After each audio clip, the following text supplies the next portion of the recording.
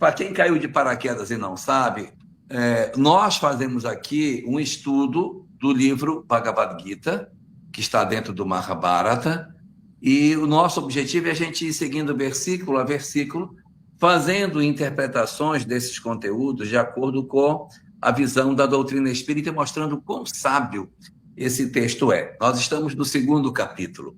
Quando conversei com o Laelder, para a gente começar a fazer esse trabalho, eu e Ângela, a nossa ideia era uma live por capítulo, mas não deu nem para o começo. Acho que a gente deve estar, meu Deus, acho que já na 6ª live do capítulo 2 já. O capítulo 1 até que a gente foi mais rápido. Mas o capítulo 2 tem muita sabedoria. Então a gente teve uma live com 10 versículos, uma outra, uma com 20, uma com 10, uma com 5, uma com 3. E pronto, a gente vai parar. Aí voltamos para ter uma com 5. E hoje a gente está num ponto do texto que eu acho que, embora a gente esteja um pouquinho distante do final desse capítulo 2, acredito que a gente vai conseguir. Minha crença é que a gente encerra o capítulo 2 hoje, sabe? Acho. Porque, embora ainda faltem muitos versos... Embora faltem muitos versos para esse final, eu acho que vai dar, porque a gente tem muita coisa para ver, mas os conteúdos são muito próximos, então dá para a gente fazer uma leitura de atacado, porque as informações são bem parecidas, então vai dar para a gente ser ligeiro nesse processo. Bom? Ok. Então, podemos começar, Ângela? Podemos. Eu estava só dando uma espiadinha aqui e a gente encerrou o 53 dizendo assim, Krishna disse, fixarás a tua mente na mais séria contemplação do espírito e assim alcançarás a harmonia com o teu eu real, que é a base de tudo. Né? Acho essa frase assim... perfeita. Aí agora a gente continua com a Arjuna pedindo ajuda aí, né? Porque... Exato. Na nossa live anterior, a gente terminou uma parte do discurso de Krishna. Isso. Aí o Krishna dá uma respirada no que ele respira, aí vem a pergunta de Arjuna. Ele vai fazer uma pergunta e o Krishna manda de novo mais um monte de ensinamentos. Só que esses ensinamentos de agora, eles dá para a gente andar mais depressa neles pela visão quase idêntica que a gente vai encontrar dos versos que ele vai compor. E aí a gente vai para o 54, não é isso, Ângela? Isso, exatamente. Passado aí esse 53 magnífico dessa contemplação que alcança a harmonia com o eu real, esse eu real, agora, Krishna vai detalhar do 55 até o 72. Então, a gente vai ter a chance de ver isso com mais devagar. E o Laelder vai ler para nós qual é a pergunta que Arjuna faz para ele. De 54. Diz Arjuna, explica-me, ó mestre, cujos raios de saber tudo penetram, quais são os sinais distintivos que caracterizam os homens sábios, aqueles que são firmes e constantes no conhecimento e fixos na contemplação, como se comportam e como agem? Como se pode conhecê-los? Stop. Estopado. Capítulo 17 do Evangelho segundo o Espiritismo. O homem de bem. Você vai encontrar no Evangelho segundo o Espiritismo um texto do próprio Kardec, não é uma mensagem mediúnica, onde Kardec sintetiza as virtudes do homem de bem. Quais são as principais características que ele teria? A pergunta de Arjuna é mais ou menos na mesma direção. O homem sábio que ele pergunta é o homem de bem de Kardec. É uma coisa muito correlata uma com a outra. Então, o que nós vamos ver agora é a conceituação de Krishna daquilo que o Espiritismo depois falaria, o homem de bem. Não vai ser o mesmo texto, mas só para a gente ter uma ideia de qual é a conexão entre isso e doutrina espírita. Vamos lá? Fala o verbo divino. Quando um homem, ó príncipe, quebrou os vínculos dos desejos do seu coração e está internamente satisfeito consigo, atingiu a consciência espiritual e firmou-se no conhecimento. Beleza, aqui tem um primeiro sinal. Certo. Qual é o primeiro sinal do homem sábio, do homem de bem? Qual é o primeiro sinal de alguém que quebrou esse círculo vicioso das encarnações, que se iluminou, que rompeu a mediocridade humana? Ele está internamente satisfeito consigo mesmo. Eu estou satisfeito comigo. Eu não tenho conflitos com o meu próprio eu. Eu não tenho sentimento de culpa, eu não tenho sentimento de que eu deixei de fazer alguma coisa. Eu cumpre a lei de justiça, amor e caridade em toda a sua extensão. Então, ele não tem sentimento de culpa. Esse indivíduo, que é o homem de bem lá de Kardec, ele está em paz com ele mesmo, porque todas as possibilidades de servir, ele aproveita.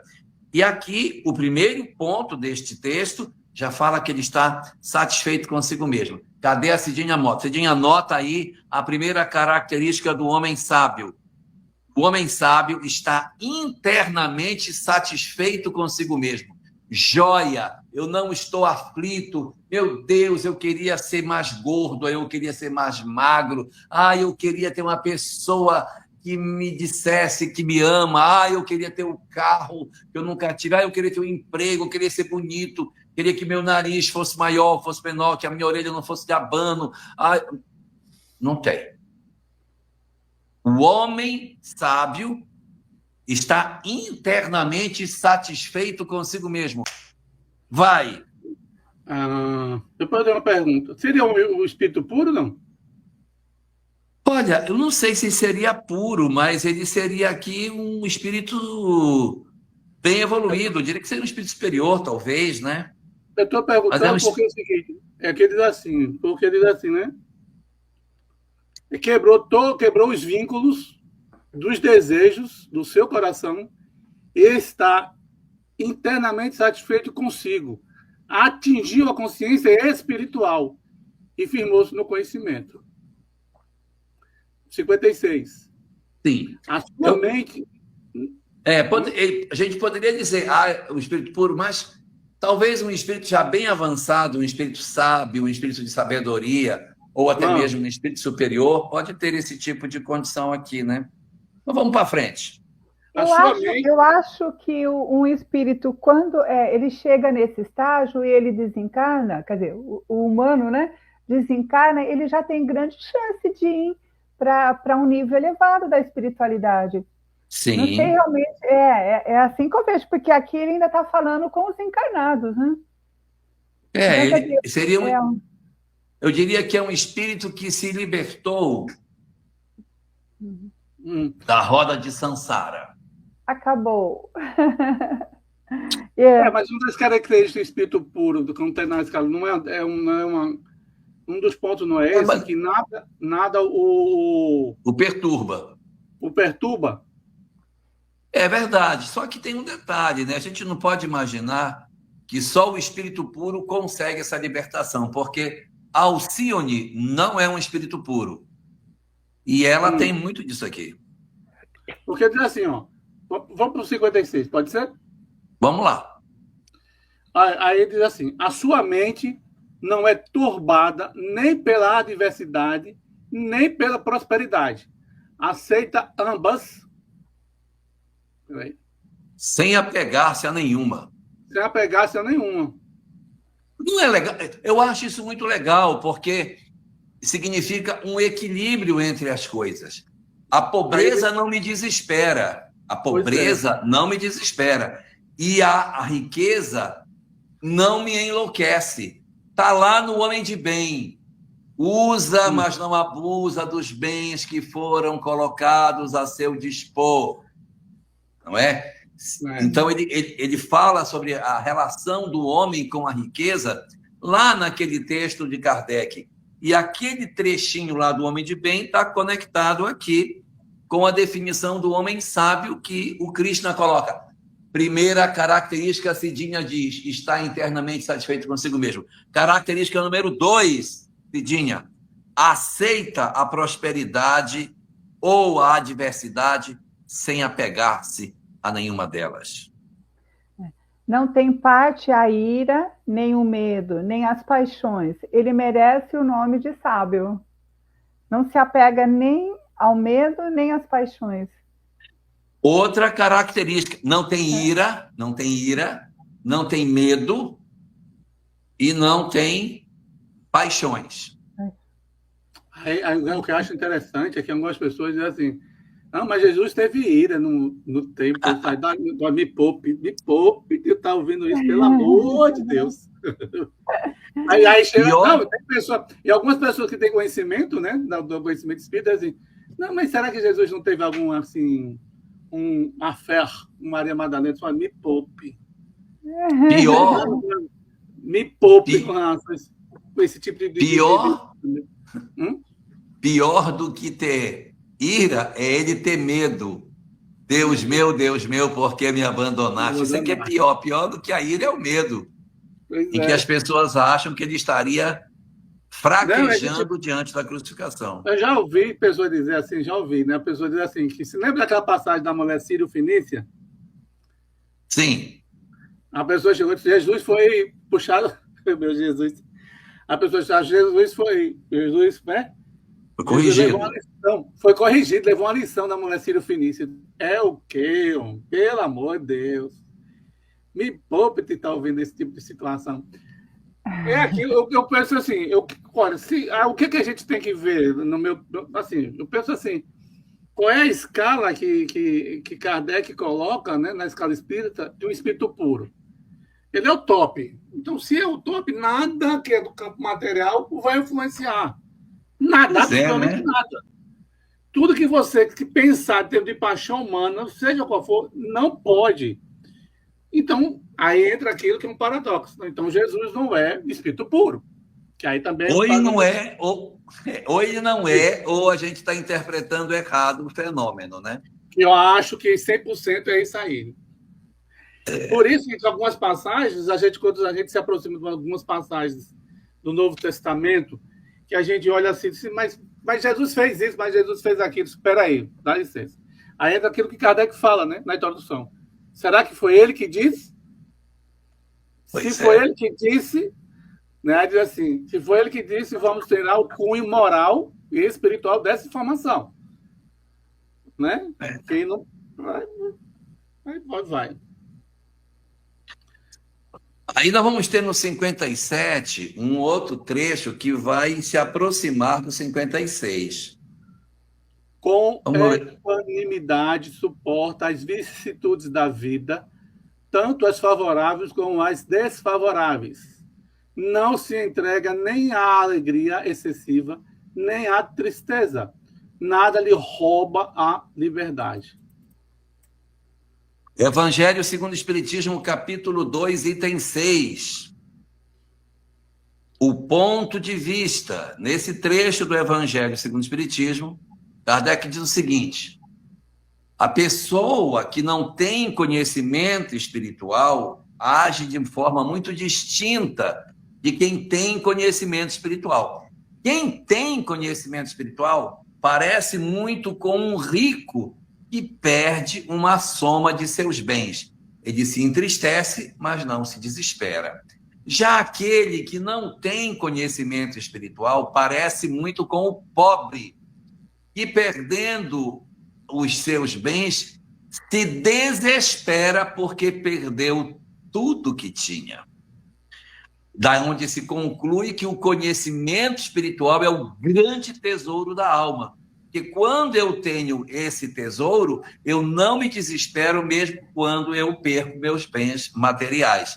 E está aqui no texto do Krishna, que tem, meu Deus, 5.200 anos. Está aqui escrito: ele não se entrega à alegria excessiva e não se entrega à tristeza. Nada lhe rouba a liberdade, ou seja, essa condição de não estar preso às coisas materiais. Ele é livre, ele se libertou. Aqui, ó, o ponto de vista da vida futura é o eixo fundamental do ensino do Cristo. Evangelho segundo o Espiritismo, capítulo 2, item 6. Então, vocês estão vendo, pelo amor de Deus, a conexão que existe entre o pensamento do Krishna e a mensagem espírita. É tudo a mesma coisa, meu... Cadê a Foi aí também o caminho do meio. Ele está pregando o caminho do meio. De Buda, o caminho do meio. Caminho do meio. Então, nesse estágio que ele está, né, o Jorge e Ângela, seria a identificação plena no sentido de que eu sou. Né? Ele não se preocupa com eu estou. Eu sou. Então, se eu sou, me conheço, sei quem eu realmente sou, nada me perturba. Nada me tira do caminho do meio, vamos dizer assim, porque eu sou. Diga, Jorge. Do meu equilíbrio, né? Então, esse eu sou, que a gente confunde muito, né? Com eu sou, com que eu estou, né? Eu estou chateado, eu estou triste, eu estou depressivo, eu estou aborrecido, eu estou isso. Mas eu não sou isso, eu não sou aquilo. E eu acho que, nesse sentido aí, e aí entra uma... Essa é a viagem evolutiva do ser. Eu acho esse texto lindo. E ele vai lá na frente chegar numa frase que eu gosto muito do Krishna, mas fala na frente. Acho que está lá no 70 a frase que eu gosto muito. Pode mas vamos lá. 58. Pode. Quando um homem chegou a possuir a verdadeira sabedoria espiritual, é semelhante à tartaruga que encolhe para dentro da sua casa os seus membros. Assim... Quando eu li isso, eu não entendi. Eu não entendi. Mas a explicação está no parágrafo seguinte. Mas quando a gente lê igual uma tartaruga, porque a tartaruga é lenta, né? A tartaruga é pachorrenta. O que está querendo dizer parecido com a tartaruga? Lembremos que o Krishna viveu 5.200 anos atrás, portanto, ele não tinha WhatsApp, ele não entrava na internet, Krishna não tinha celular. Pra vocês terem uma ideia, não tinha celular. Como não? Não é um absurdo isso? Não sei como é que ele viveu sem celular. Ai, não é possível. Ele usava a telepatia. Ele tinha Wi-Fi espiritual, irmão. Conexão direta, não tinha nem interferência, coisa isso nenhuma. É Wi-Fi cósmico, é o Wi-Fi dele cósmica. Aí continua a explicação do 58. Aí essa tartaruga ficou em suspenso. Como assim tartaruga? Por que tartaruga? Agora vem a explicação. Assim, o homem sábio é capaz de desviar os seus sentidos dos objetos que neles produzem impressão e abrigá-los das ilusões do mundo exterior, protegendo-os pela armadura do espírito. Esse era o sentido. A carapaça da tartaruga é a armadura na qual o espírito se recolhe para não sofrer as injunções do que está do lado de fora, ou seja, as coisas materiais não seduzem, porque elas não têm mais poder de sedução, olha. Ele se desvia dos sentidos dos objetos que neles produzem impressão, ou seja, ele não tem mais aquela coisa, daquela ansiedade de possuir os objetos. Eu acho que já falei isso de uma outra vez, falar de novo, e já sou velho mesmo, né? Mas conta-se que o Mahatma Gandhi estava no aeroporto, olhando as vitrines do aeroporto e rindo. Aí o soldado da coroa britânica que estava acompanhando disse assim: Estou vendo que o senhor está muito sorridente, olhando essas vitrines cheias de relógios, cheias de coisas. Me diga o que lhe agrada, que a coroa britânica terá o maior prazer de comprar para o senhor. É só o senhor dizer o que o senhor quer, que eu compro aquilo que o senhor deseja. Então Gandhi respondeu para ele: não, eu estou rindo porque eu estou vendo quanta coisa eu não sinto mais necessidade. Pois é. Quando é Então que a gente vai poder dizer o mesmo, hein, Jorge? Quando a gente vai poder dizer o mesmo?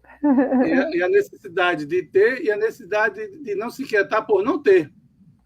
Pois é, né? Porque às Entendeu? vezes eu faço um voto de pobreza, de não ter, e eu tenho orgulho de não ter. Isso. Eu tenho vaidade porque eu me libertei. Eu digo, estão apegados, eles têm, eu nem tenho isso.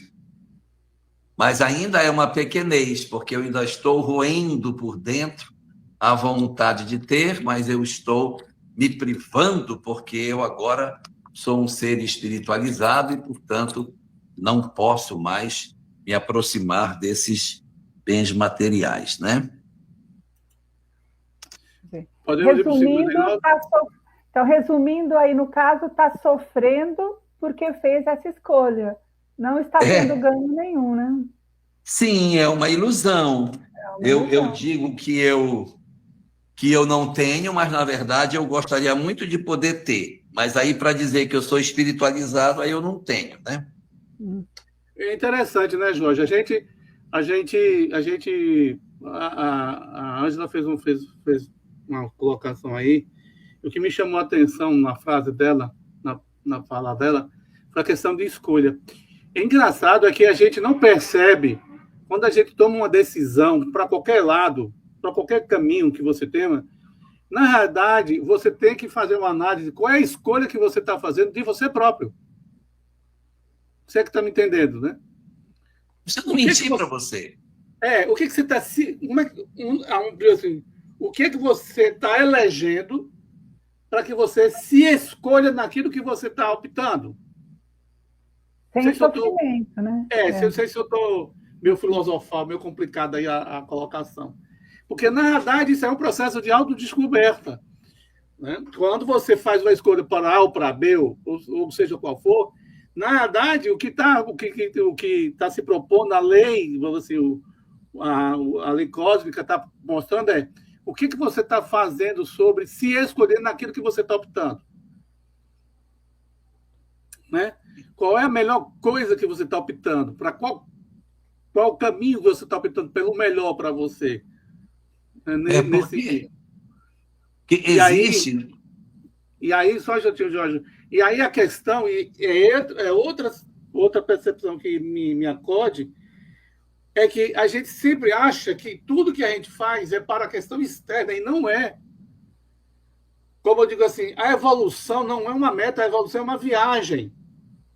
E nessa viagem você tem várias paisagens a ser observadas. E é nessas paisagens que você começa a perceber como você está daquilo que você realmente é. E aí é que a gente tem que entender. Tanto é que não tem como você atingir o espírito, assim, a evolução absoluta, a perfeição, o absoluto só é o divino. Então, sempre vai ter uma relatividade com relação ao absoluto. Então, até os espíritos considerados puros, eles estão fazendo essa viagem de autodescoberta do processo. Nós não sabemos do que se trata, o que é que eles vão descobrir, o que é que eles precisam ter essa percepção. Então, porque depois vai ter puro 1, puro 2, puro 3, né? Isso. Nem todos estão exatamente na mesma condição. Para nós é tudo igual, mas quando a gente vai evoluindo, vê a diferença. Mas eu estava aqui pensando no seguinte: às vezes a gente entra numa determinada instituição religiosa e tem algumas regras dentro dessa instituição. E para que eu consiga viver dentro daquela religião, eu tenho que fazer uma renúncia de alguma coisa que a minha instituição dita que eu tenho que fazer. Mas eu gostaria muito de continuar tendo uma outra forma de viver, mas a minha instituição não permite. E aí a pessoa renuncia do lado de fora a uma mudança para se encaixar dentro do seu grupo social, mas internamente nela, aquilo ainda faria muito sentido para ela. Não sei se eu estou sendo claro do que eu quero dizer. Mas eu tenho uma religião, eu sou de uma religião, virei sacerdote, por exemplo, da minha religião, e aí, como sacerdote, eu tenho que abrir mão disso.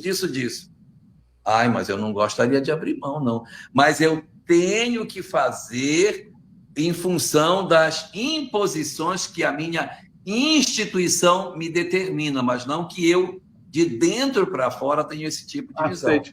Uhum. Aí é um sofrimento, está gerando um sofrimento, não está no equilíbrio, está fora do equilíbrio. Porque aí eu vou voltar lá no 55. Seu coração está internamente satisfeito consigo. Esse coração não está satisfeito com ele mesmo. Não está. E aí, por isso que tem que quebrar essa questão da ilusão. Por isso a função da dor, né? Da dor, e não do sofrimento, que aí é outra perspectiva psicológica. Da dor, que faz com que você desperte para a realidade, para aquilo que é permanente, distinguindo daquilo que é transitório. Né? Senão você vai entrar na deusa má, deusa da ilusão, dentro do processo. Que é onde faz com que você fuja de si próprio. Né? Essa é a situação. Você pode estar abandonado de todo mundo, por exemplo, entre aspas. Né? Você pode estar caminhando sozinho. Você não pode ficar só sem você. Essa é a leitura que tem que ser feita. Eu não posso me auto-abandonar. Essa é a situação que tem que ser possível. E esse é um passo muito importante na nossa evolução, a descoberta de que a gente não pode abrir mão de nós próprios. Porque eu posso até dizer assim, eu não quero conviver com fulano. Tudo bem, até uma possibilidade, não renascer perto. Eu não quero isso, eu não quero aquilo. Tudo bem, é até possível, mas eu não consigo viver longe de mim mesmo. Com você mesmo, não vai ter jeito. Então, ou a gente se perdoa, se compreende, se entende e passa a se amar, ou a gente está frito. E vão ser existências, meu Deus, terríveis. Eu com culpa em mim mesmo, eu com ódio de mim mesmo, meu pai, eu não vou conseguir caminhar. Eu preciso me resolver, né? A encarnação é bom por isso, que ajuda a dissipar essas lembranças do ontem. Viu, Jorge, Láudia, eu acho que aí uma frase que é muito chave para a gente é o autodescobrimento. A gente tem o livro da Joana lá, que chama, né, autodescobrimento. A cada capítulo a gente enxerga isso. Né? Que caminho que eu estou? Né? O quanto eu estou me aproximando e quanto eu estou me afastando. Né? Assim, a pessoa que está na ignorância não consegue nem ver isso que você está falando, né, Jorge? Então, é a partir do momento que a gente começa a se autoconhecer, aí sim, você encontra um rumo, né? Voltando ao Gandhi lá novamente, né? A meta é o caminho. Né? Quer dizer, então, o tempo todo a gente está procurando essas pequenas transformações para fugir da ilusão, né? Para encontrar as respostas, procurar o caminho do meio. Nada é fácil, mas eu acho que nós estamos aqui, né, como diz a minha xará aqui, vixe, estou longe da iluminação, mas estou no caminho. Quer dizer, estamos, né, Ângela? Estamos. Não estamos aqui à toa, né, falando sobre esse assunto.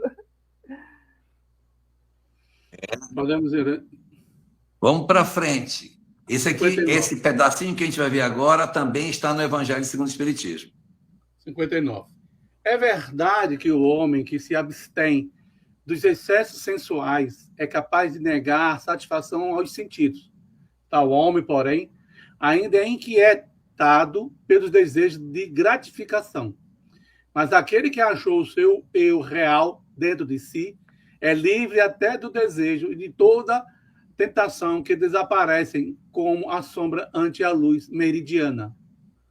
Tem um trecho do Evangelho segundo o Espiritismo, capítulo 10, Bem-aventurados misericordiosos, que diz o seguinte, que existem 3 fases no processo de evolução da criatura humana. Primeira fase, eu penso no mal e ajo no mal. Aí diz Kardec, nestes o mal está com toda a sua força. Segunda etapa, eu penso no mal mas eu já não ajo no mal. Mas eu penso no mal, mas eu não ajo no mal. E o terceiro, eu sequer penso no mal. Aquele que nem sequer pensa no mal, o mal já não existe dentro dele. Por exemplo, muitos de nós hoje não tivemos nenhum momento do dia que a gente, eu não matei ninguém hoje.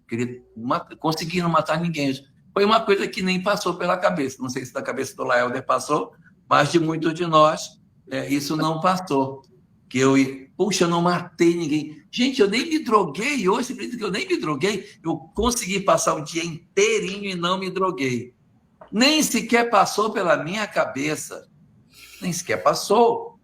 Então, nesses, o mal, na verdade, já está considerado como que vencido, não sei.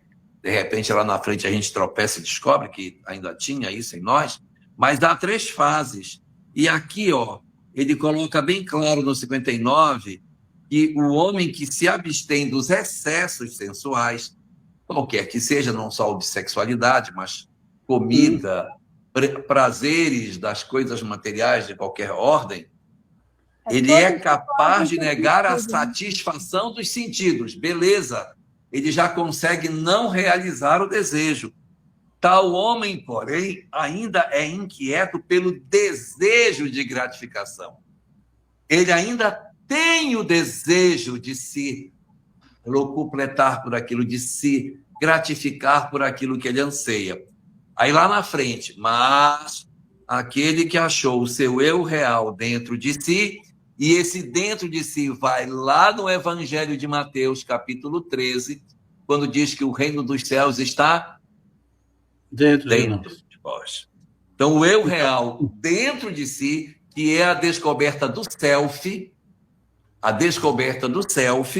este que já encontrou o eu real dentro de si, é livre do desejo e de toda a tentação que desaparecem como a sombra ante a luz meridiana. Ou seja, é a etapa seguinte onde eu sequer desejo.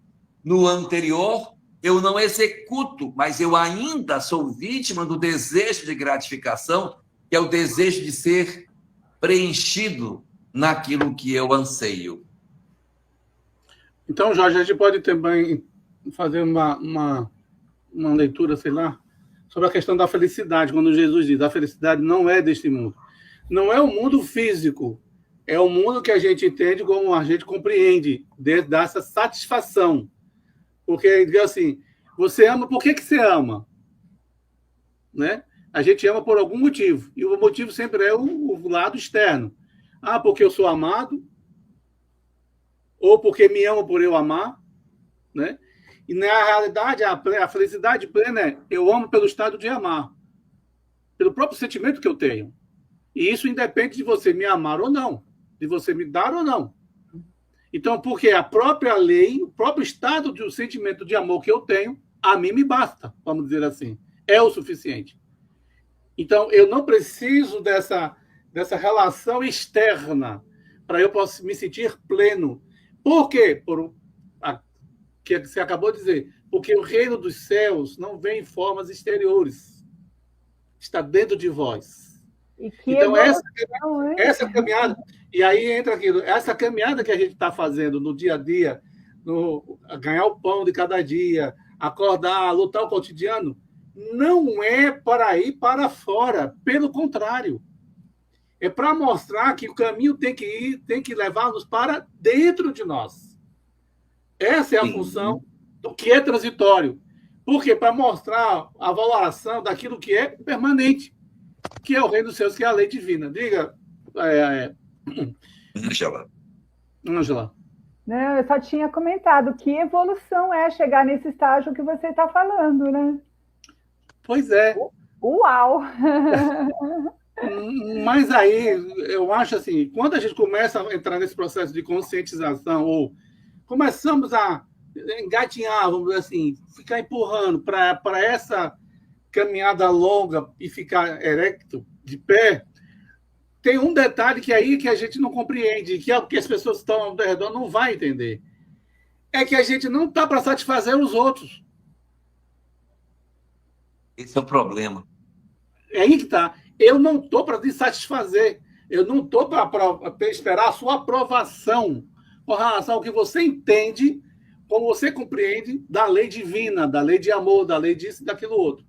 Ah, mas eu acho que você deveria agir assim. Você não está agindo como deve.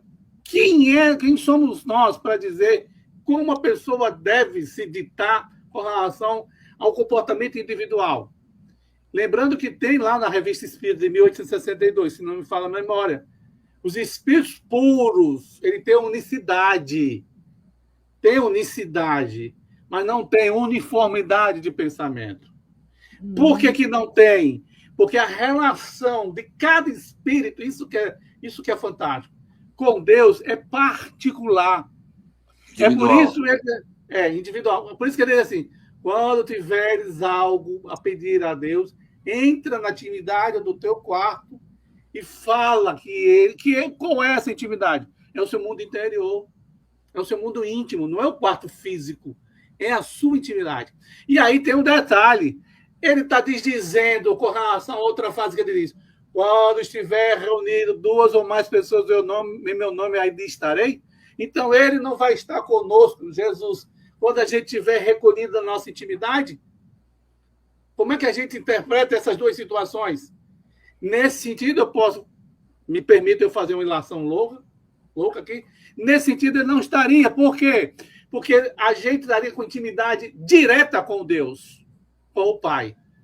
E quando a gente está se reunindo com 2 ou mais pessoas, a gente precisa de um ponto de conexão, que é quem? Eu e o outro, tem Jesus no meio. Trabalha em equipe, né? Exatamente. Mas é muito impressionante a atualidade desse texto. Por isso que os hindus dizem que ele é a maior concentração de Sanatana Dharma entre todos os textos escritos, pela síntese que ele faz daquilo que é essencial na compreensão da vida. Amigo, você poderia explicar, só um minutinho, essa frase, essas 2 palavras que você falou aí, Sanata o quê? Sanatana Dharma. Então, É o seguinte. Dharma é ensinamento. Dharma é instrução. É instrução, é ensinamento. Isso são dharmas. E Sanatana Dharma é o ensinamento que nunca passa.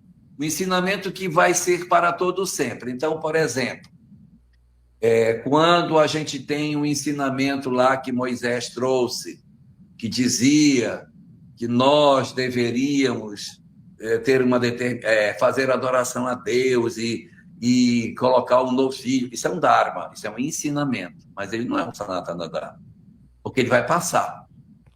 Agora, existem ensinamentos que nunca passarão. Amai os vossos inimigos, amar o próximo como a si mesmo, e a vida é imortal, que existe a lei de causa e efeito e a reencarnação. Isso são Sanatana Dharma. Sanatana significa para todo sempre, e Dharma, ensinamento. Então, Sanatana Dharma, conhecimentos imortais, conhecimentos que nunca passarão. A maior concentração de Sanatana Dharma no hinduísmo está no texto do Bhagavad Gita. É aqui que está a maior, segundo eles, a maior concentração de texto neste sentido. E aí a gente vê que realmente, a cada verso que a gente lê, a gente diz: cara, mas isso aqui é doutrina espírita, não é não? É incrível. Tudo bem que tem uma linguagem, uma roupagem que a doutrina espírita atualiza, mas a essência desse ensinamento é o mesmo, pelo amor de Deus. Meu Deus, é claro que esse ensinamento é o mesmo, porque a base é sempre a própria. É inacreditável a atualidade. A Ângela está dando resposta aí a você, ó. A Ângela. Jorgito, é inacreditável a atualidade desse texto. Impressionante. É impressionante. Os textos de Krishna e os textos de Hermes Trismegisto, no Egito Antigo, o de Hermes parece um texto do Livro dos Médiuns. Impressionante. Vamos lá, vamos para frente. Vamos. 60! É 60. O homem que se abstém, às vezes, sucumbe ainda ao ataque repentino de um desejo tumultuoso. Mas quem conhece que o seu eu real é a única Realidade? realidade, lê aí, Jorge. Este é senhor de si mesmo, de seus desejos e de seus sentidos. Mais uma vez, ele está voltando àquela ideia. Existe o homem que se abstém. Existe um homem que se abstém. Não vou fazer isso, vou fazer aquilo, isso não é correto. E já racionaliza no bem. Isto é um tipo de evolução que já é bom. Ele se abstém racionalmente.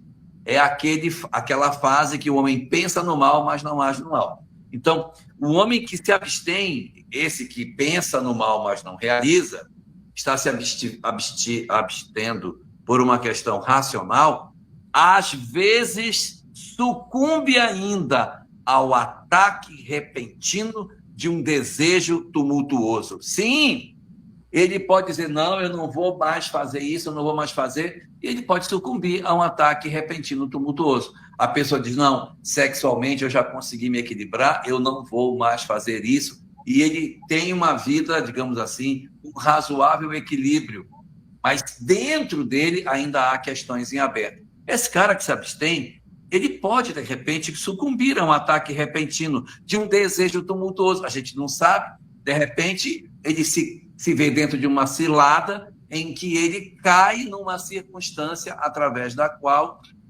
o desejo repentino pode fazer este homem cair.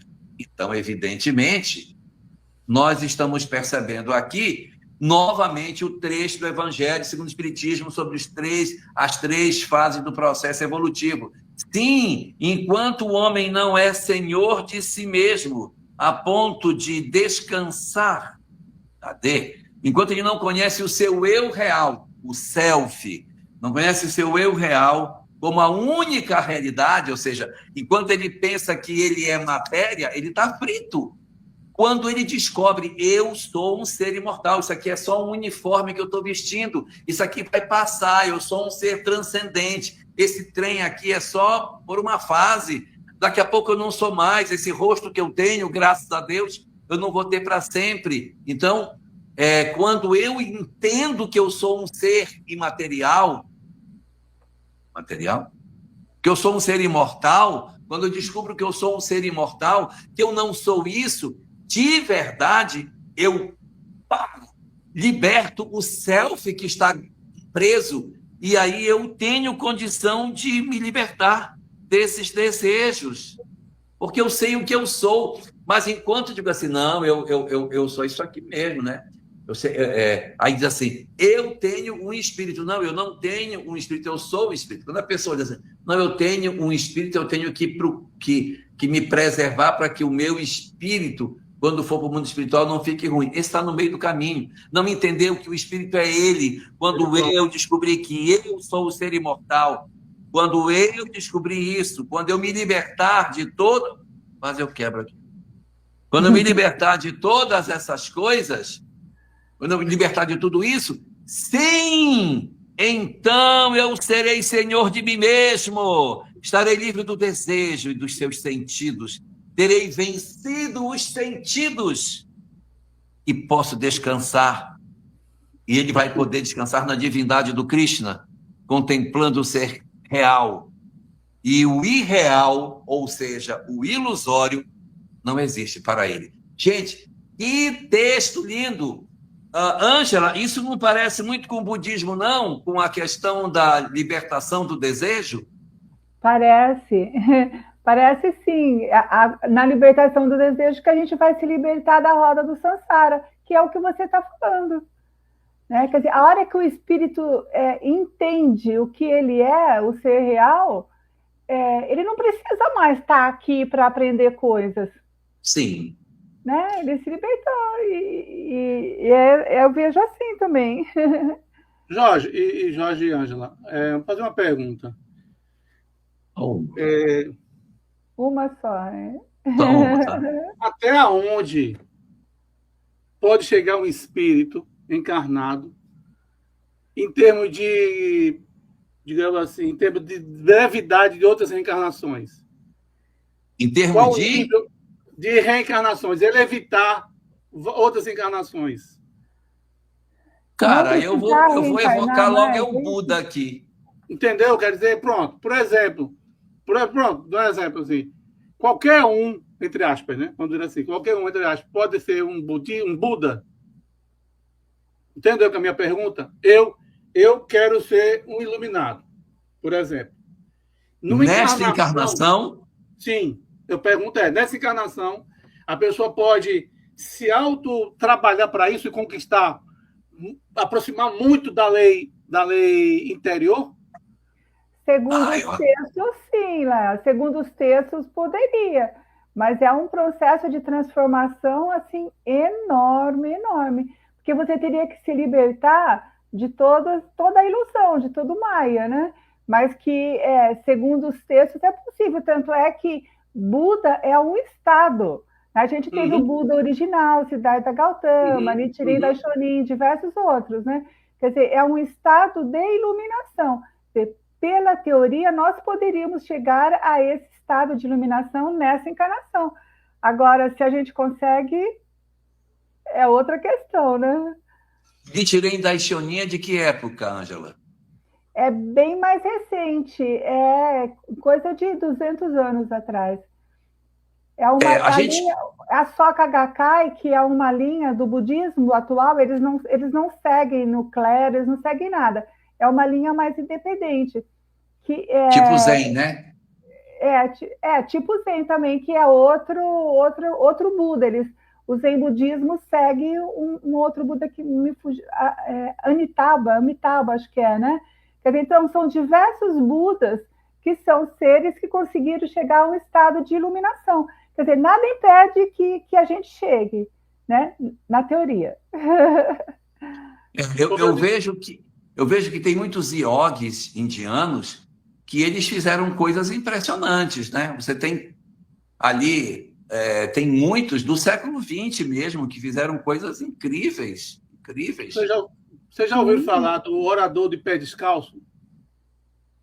Não, eu não conheço. É um indiano, bem rapidinho, ele é um indiano que ele é tem aqueles cabelão bem grandão, né? Tem um nomezinho, ela da linha, bem grandão. Não é o Sai Baba que você quer falar? Sadhu. É o quê? Sadhu. É o Sadhu, pronto. A uma certa feita, ele chegou e cortou o cabelo porque ele leu o texto do Evangelho.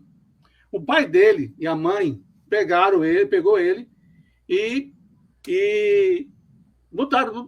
trataram bem, botaram a comida dele lá, só que botaram um veneno na comida, eu tenho esse livro, botaram um veneno de comida para matar um cavalo, e deixou ele na linha do trem.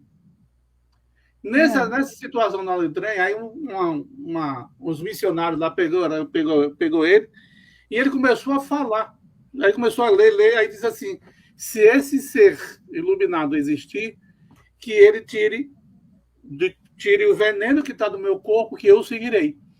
E ele foi considerado o maior orador da época, né, na Índia, que lotava ginásios e né, campo de futebol. Mais de 10 mil pessoas iam o ouvir.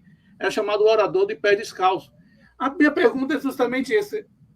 Essa transformação, ela pode ser determinada naquela encarnação, quando a pessoa quer, ou vem reencarnações sendo trabalhadas para ele chegar naquela e decidir, aqui desse ponto aqui agora eu vou partir para minha iluminação.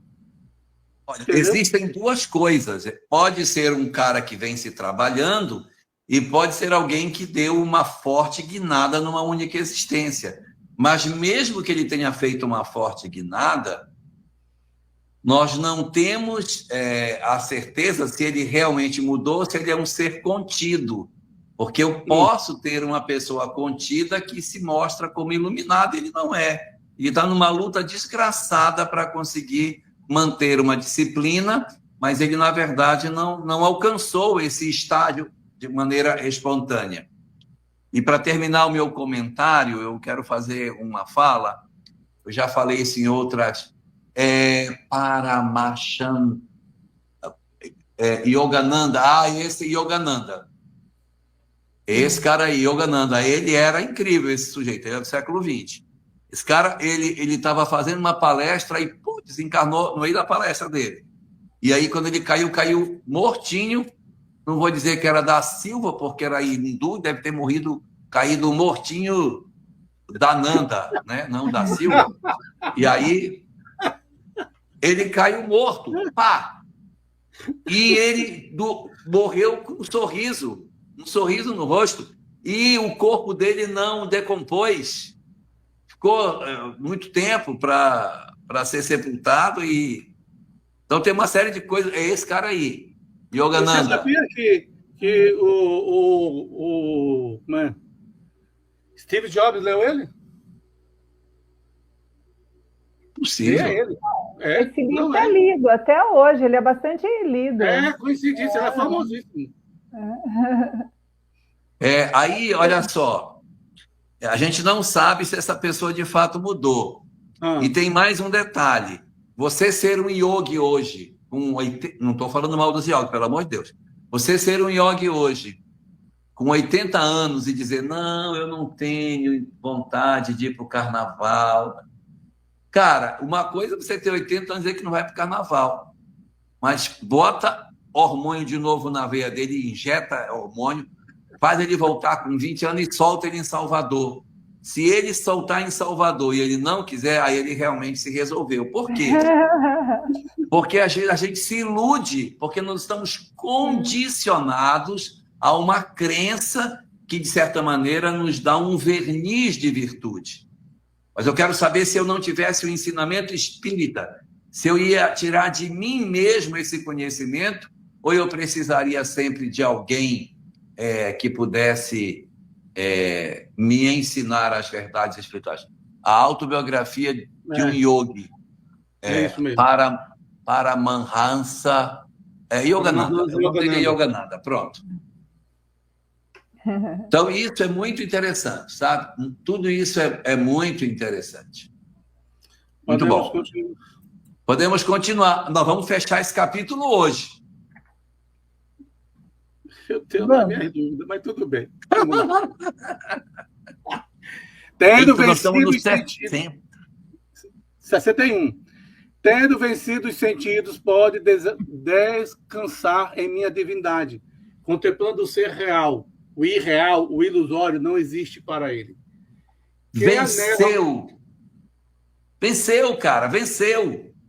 Ele venceu. Ele se libertou deste padrão do mundo. Não quer dizer que ele agora é puro, mas destas experiências que a Terra pode dar, está liberado. Então, esse aqui liberou. A ilusão que o mundo material da Terra pode produzir já não seduz. Ele pode ter outros desafios à frente, mas esse daqui já era. Quem anela objetos dos sentidos, nos quais pensa e os quais contempla, fica atraído e enlaçado por esses objetos. Desta atração e deste enlace provém o desejo, e o desejo gera a paixão. Isso aí que é budismo. Isso é budismo. Uhum. Porque o homem sofre porque deseja, porque ele desenvolve um interesse pelo gozo dos bens materiais, aí ele sofre. Né? Uhum. O Buda dizia que o homem sofre porque deseja, o homem sofre porque tem apego, e o homem sofre porque tem desconhecimento espiritual, que é tudo a mesma coisa. Então, aí por isso que... Diga, Jorge. Desculpe. Pode ir. A paixão é a causa da perturbação mental e da temeridade. Estas trazem a confusão e a perda da memória, das verdades já reconhecidas. Da perda da memória resulta a perda da razão, e com isso, perde-se o homem totalmente. Que coisa linda! Olha o esquecimento do passado. Atenção, Ângela Serrano Nunes. Ele está dizendo aqui que o esquecimento do passado, das experiências já vividas, faz com que a gente pise nas mesmas pedras, tropece nas mesmas coisas, Ângela Seabra. Meu Deus do céu! Então, a perda da memória do passado nos leva à perda da razão. Mas o cara já sabia disso. Sabia, mas o atrativo das coisas materiais acabou fazendo com que nós nos sentíssemos atraídos pelos bens materiais, mesmo na possibilidade de não termos mais esse tipo de experiência. Então, eu tenho que ter a reencarnação. Tem gente que diz assim, eu queria reencarnar, mas eu queria reencarnar lembrando. Não tem sentido reencarnar lembrando, pelo amor de Deus. Se for para reencarnar lembrando, então não reencarna, droga. Fica logo do lado de lá. Porque o objetivo da reencarnação é saber o que é que tem dentro. Como é que eu vou saber? Como é que eu vou saber o que tem dentro? Como é que eu vou saber o que tem dentro? Só através da reencarnação, porque ela abafa o ego e permite que o que tem na minha essência se manifeste. Aí, no mundo espiritual, eu sou bonzinho, eu amo todo mundo, eu já venci. É mesmo, papai? Vem para cá, vem para o lado de cá pagar boleto, vem ter sogra para ver se você realmente mantém esse tipo de postura. Então, é aí que entra a necessidade da reencarnação e o esquecimento do passado. Eu queria reencarnar num corpo sutil. Você não pode reencarnar num corpo sutil, não é porque você é atrasado, é porque você vai fazer besteira. Você tem que vir num corpo grosseiro para bloquear o ontem e aí você conseguir mostrar que você se transformou. Reencarnar lembrando é como colar na prova. É isso mesmo, Marjorie.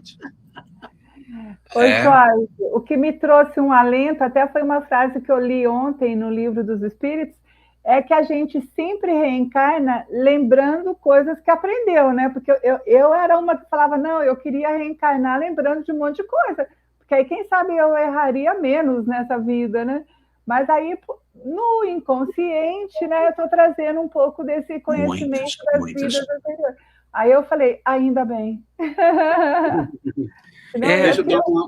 Deixa eu Fica uma coisinha, aqui, né? Fica uma coisinha das lembranças. 64. Mas quem, senhor de si mesmo, encontra os objetos dos sentidos, sem a eles anelar e sem deles fugir, esse alcança a paz. Exato. Repare olha, pelo amor... Gente, isso aqui é lindo. Ele não está dizendo o seguinte, fuja do mundo, não tenha contato. Não, ele, olha, quem é senhor de si mesmo, encontra os objetos dos sentidos sem a eles anelar e sem deles fugir. Esse alcança a paz. Não é fugindo o que foi que nós fizemos no período do cristianismo medieval. Nós fugimos, nós nos isolamos nos mosteiros, nós fizemos uma imposição de voto de pobreza. Mas olha aqui, não foge, papai, não foge. O cabra bom, ele encontra os objetos de desejo, não deseja e não foge deles. Mas ele não se sente atraído por eles. Veja quanta sabedoria tem aqui. Pelo amor de Deus, pelo amor de Deus. Não parece que isso tem 5.200 anos. O cabra tem que encontrar os objetos de desejo e mostrar que ele não tem paixão por eles, mas também não pode fugir deles. Tem que ter o dom de perceber que aquilo não é mais interessante para ele. Não é lindo, Ângela? Caminho do meio, caminho do meio, é lindo. A Ângela tem uma colocação que eu acho o seguinte, gostaria muito de aprender, gostaria muito de lembrar do que já aprendi. Deus me livre. O aprender aí, que a gente já todos nós temos, Ângela, é a intuição. Eu queria lembrar. Eu não queria. O aprendizado que está dentro da nossa estrutura íntima é a intuição. Tanto é que o Livro dos Espíritos, o que é que diz Kardec? No livro Kardec, não, o que é que diz os Espíritos? A intuição, por vezes, leva vocês a caminhos mais juizados do que a própria razão. Não é assim, outras palavras, né? Não sou Jorge para ter memória boa para decorar literais, não. Mas a ideia é essa. A intuição, né, é o caminho, às vezes, muito mais seguro do que a própria razão. Porque você já viveu o quadro lá atrás. Se você está registrado dentro da sua estrutura. Oi? Está registrado no nosso espírito, então a gente está acessando essa informação, né? é uma forma, o aprendizado ficou.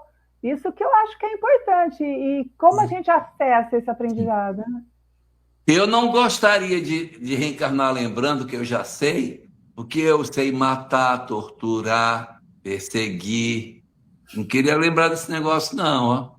Fiz muita Mas se você besteira já. lembrar que tá, é erradinho, eu fiz isso, mas eu pisei na bola. Nessa eu não vou fazer. É, Não era bom? tomara, né? Então, Tomara, né? eu acho que seria por aí. Ah, assim, o que eu percebo que eu trago de tendências de comportamento, para mim já me indica quem eu era. Então eu sei quem sou por aquilo que eu sinto que me atrai. Ah, então aqui tem uma porta aberta e por aí eu vou descobrindo a minha personalidade. Podemos ir adiante? Vamos. 65. Podemos. E na paz, que é superior a todo intelecto, Olha que ele lindo! A paz é superior a todo a intelecto. todo intelecto. Ele encontra a sua libertação de todas as aflições e dores da vida. Quando, porém, a sua mente está livre destes elementos de inquietação, fica aberta ao influxo da sabedoria e da ciência. Nós só estaremos libertos quando nós vencermos esse momento de bloqueios. É só quando eu vencer essa mesquinhez que eu vou estar aberto para as intuições. Para que eu receba boas intuições, eu tenho que me desapegar desse mundo material. Então é aqui, ó. Quando a gente se libertar disso, a mente estará livre desses elementos de inquietação e ficará aberta no influxo da sabedoria e da ciência. Essas inquietações do mundo nos tiram a lucidez. A pessoa, eu não consigo nem orar, estou tão nervoso, como é que eu vou orar? Cara, essa inquietude não deixa a gente ter intuição, não consegue. Está tão aflito, tão angustiado, ansioso, perturbado, que não consegue nem se abrir para a sabedoria, para a intuição, não cabe nele. Então, o ser humaninho precisa se libertar, buscando a paz que é superior ao intelecto, para que ele consiga ter a sua liberdade nesse sentido, né? Ô Jorge, aí a gente volta lá um pouquinho atrás que Krishna fala em meditação. Né? Meditação é a ferramenta que abre essas portas, né? Da concentração, da contemplação. Né? É a principal ferramenta. Lembra que lá atrás ele fala do Raja Yoga? Sim. Então, e a meditação é um dos caminhos. Para você se autoconhecer e poder mudar, né? Porque Sim, a ideia...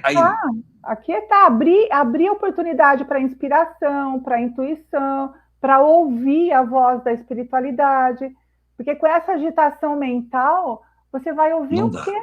Não dá, só a internet. O Divaldo Franco, no livro 6, esse que estava falando, o livro do autoconhecimento, autodescobrimento, uma viagem interior, ele tem um momento que ele diz assim, faça a sua meditação, medite. Quando você for meditar, ouça, porque as respostas do que você quer virão. Medite e faça a pergunta e ouça o seu eu interior responder para você. Mas para isso você tem que se aquietar, você tem que meditar para abrandar a perturbação de fora. Desliga pelo menos a televisão para você poder meditar em paz e você poder se conectar com o eu superior. Senão tá. Sim. Senão a mente fica remoendo o tempo todo e você não abre oportunidade para ouvir. Né? Tem um texto que eu acho muito bonito, eu não me lembro de quem, ele fala assim, meditar, orar é falar com Deus, meditar é ouvir a voz de Deus. Eu acho muito significativo. Acho que é de Vitor Hugo, se eu não me engano. Muito né? boa essa. Vitor Hugo, se eu não me engano. E eu penso bem assim mesmo. Meditar é ouvir Deus. 65. E na paz, que é superior a todo intelecto, ele encontra sua libertação de todas as aflições e dores da vida. Quando, porém, a gente já viu, a sua mente está livre, deixa os elementos de inquietação, fica aberta ao influxo da sabedoria e da ciência. 66. Não podem chegar à verdadeira ciência aqueles que não entraram nessa paz, pois sem a paz e sem a calma não é possível existir sabedoria nem felicidade. Nós até comentamos já, a gente até se antecipou desse daí. 67. Onde não há paz, encontra somente a tormenta dos desejos sensuais, que destrói a faculdade do saber, assim como um feroz vento borrascoso impede o forte navio que caminha pelas ondas do oceano. 68. Por isso, ó príncipe, só aquele cujos sentidos são plenamente livres de atração dos objetos sensuais e protegidos pelo saber do espírito tem um verdadeiro conhecimento. 69. Perfeito. Deixa eu só lembrar que os objetos sensuais estão envolvendo todos os órgãos de sentido, né? Todos. Isso. Todos eles, lembrando Isso. só. Aquilo que parece ser claridade de dia à massa do povo é para ele escuridão e ignorância. E aquilo que é noite para a multidão, ele reconhece como luz meridiana. Isto quer dizer que aquilo que a gente do mundo sensorial parece ser real e verdadeiro, para o sábio é ilusão. E aquilo que a maior parte dos homens julga ser irreal e não existente, o sábio conhece como o único que é real e existente. 70. Porque a palavra de Deus é loucura para os homens, mas para nós que somos salvos, é exatamente isso. Aí nós, o 67. O homem sem domínio sobre sua mente e seus sentidos é como um navio levado à mercê das ondas. E é o 67 que a gente leu, né? Onde não há paz, encontra-se somente a tormenta, etc. E como um navio no vento borrascoso que caminha nas ondas do oceano. Vai mais ou menos na mesma direção. Agora a gente vai chegar no 70. O 70 é meu predileto. O homem cujo coração é como o oceano, a que afluem todos os rios e que, apesar disso, permanece constante e não sai dos seus limites. O homem que sente o ímpeto dos desejos, das paixões e inclinações, mas que, todavia, fica imóvel, esse alcança a paz. Aquele, porém, que se entrega aos desejos não conhece a paz e é escravo dos desejos inquietantes. Meu predileto, o 70, eu amo esse verso, porque na tradução em Esperanto ele diz assim: o homem sábio é como um mar que recebe as águas de todos os rios e nunca transborda. Gente, uma visita da sogra, com uma semana o mar já transbordou. E os oceanos estão recebendo as águas dos rios há milhões de anos. E não transbordam. Não transbordam. Mas a gente não pode receber um pouquinho de água dos rios que a gente já transbordou. Veja a sabedoria que tem nesse texto. Meu Deus! O homem sábio é como um mar que recebe as águas de todos os rios, mas ele nunca transborda. Vamos lá? Então eu não disse que a gente ia terminar hoje, vamos terminar esse trem hoje. Lael, Oi. Dá uma lidinha no que ele diz aqui, o autor diz no significado de paz. É o item 1 aqui embaixo na página. Você tem? Quer que eu leia? Eu leio. Tal estado, é esse? Isso. Isso. Tal estado em que todos os desejos e todos os pensamentos dormem, mas em que se sente a mais elevada consciência da divindade, chama-se, com o termo sânscrito, samadhi. Samadhi. Samadhi. A palavra nirvana significa desaparição de todas as ilusões. É o domínio completo do espírito sobre a matéria.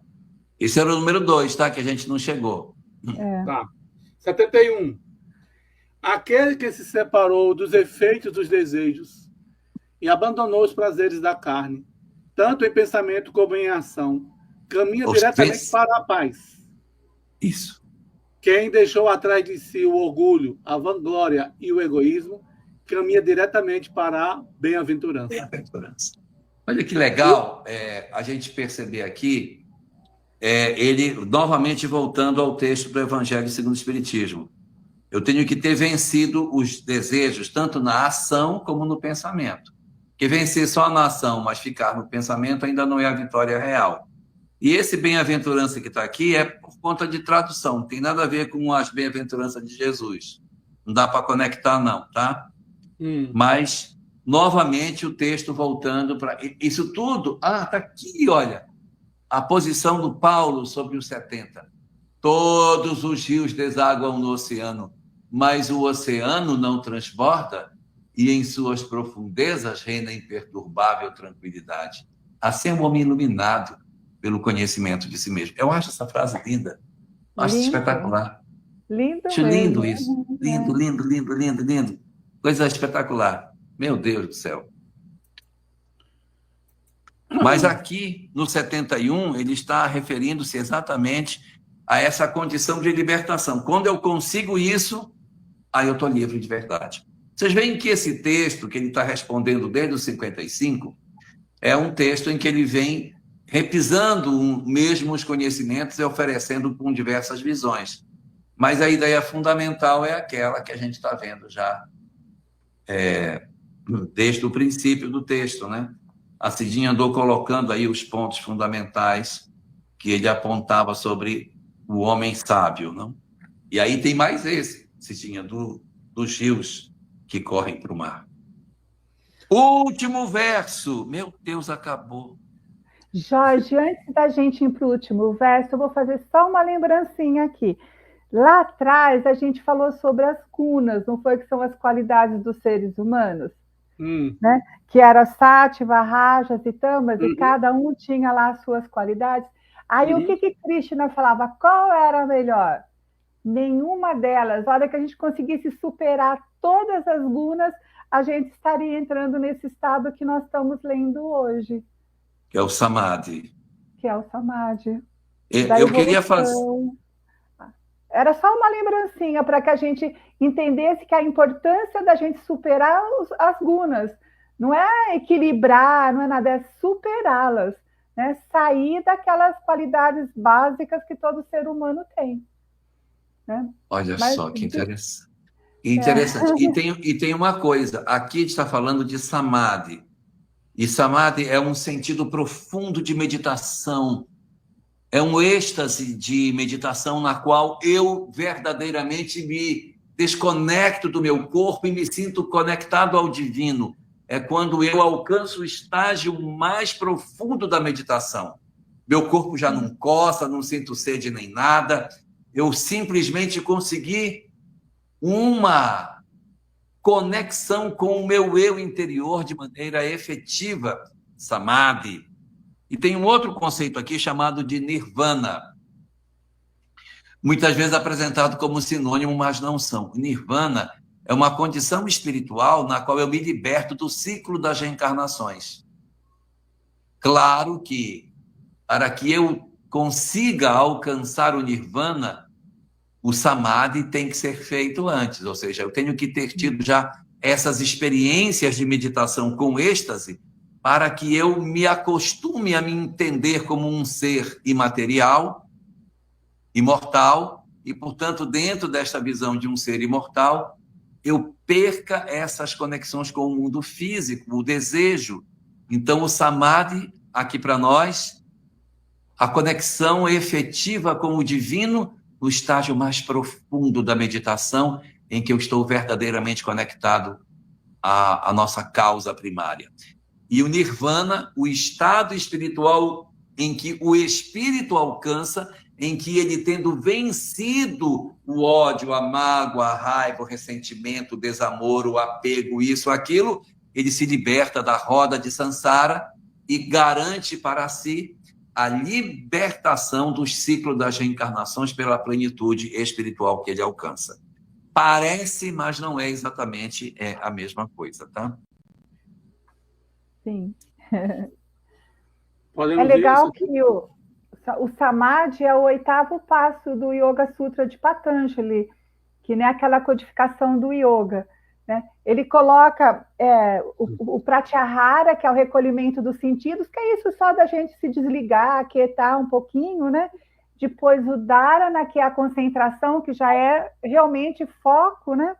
Depois a dhyana, que é a meditação, e o último estágio, que é o samadhi, que é o êxtase, que é isso que você acabou de explicar. Exatamente. É o último estágio do yoga real, do Yoga Sutra. Lindo, né? Muito bonito. E muito bonito também, vocês talvez não tenham ouvido na última live que a gente fez, a Ângela destacando que yoga não é ginástica, não é, Ângela? Sim. Yoga é uma doutrina com conhecimentos espirituais. Como é esse negócio aí, Ângela? É um estilo de vida. Yoga é um estilo de vida. Porque quando você trabalha os yamas e os niyamas, você está cuidando de um estilo de vida, que é, né, não matar, a prática da não violência, a prática da verdade, né, não cobiça. Então, são 5 yamas e 5 niyamas. Quer dizer, você não faz isso lá na hora da aula. Na hora da aula, você faz asanas, né? Trabalha a concentração, trabalha a respiração, mas o yoga é um estilo de vida. Né? Por isso que Paramahansa Yogananda traz isso como uma vida, um estilo de vida. Né? Você não consegue ser durante... É igual se você não é espírita só no centro espírita, você é um espírita o tempo todo. Né? Então, o yoga é a mesma coisa. É só assim, são caminhos com nomes diferentes, mas em termos de conceito, é a mesma coisa. É a mesma coisa. Mesma coisa, isso. Mas exatamente isso. É uma prática mais completa. Embora aqui no Brasil veio muito como exercício, né? Infelizmente, para todo o Ocidente veio mais como exercícios do que como uma prática. Veio mais como ginástica, né? Como ginástica, isso. Obrigada.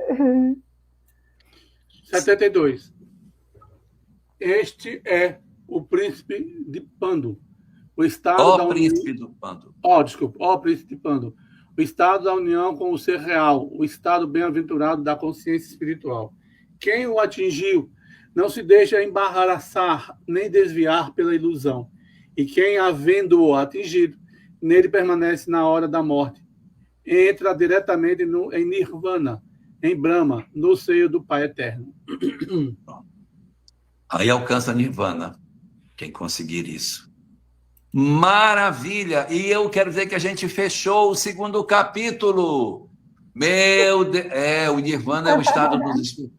Eu não sei dizer se é dos espíritos crísticos, talvez um pouquinho mais abaixo. Eu diria assim que é o estado de um Francisco de Assis.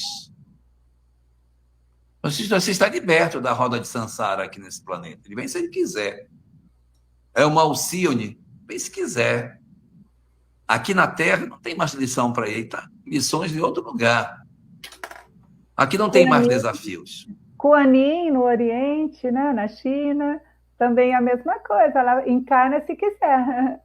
Ou vem aqui, né, na espiritualidade se quiser, só para ajudar a humanidade. Sim. Né? Homem, encarnações totalmente missionárias, né? Quando eu penso que Judas também só vem aqui se ele quiser, pelo amor de Deus. Buda também só vem aqui se ele quiser. Pois é, o que é que a gente fez, hein? Diga aí o que é que a gente fez.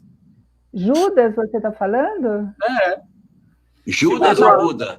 Não, Judas. Judas já reencarnou. Não, mas ele, presta atenção, no livro Crônica de Além Túmulo, entrevista com Judas Iscariotes.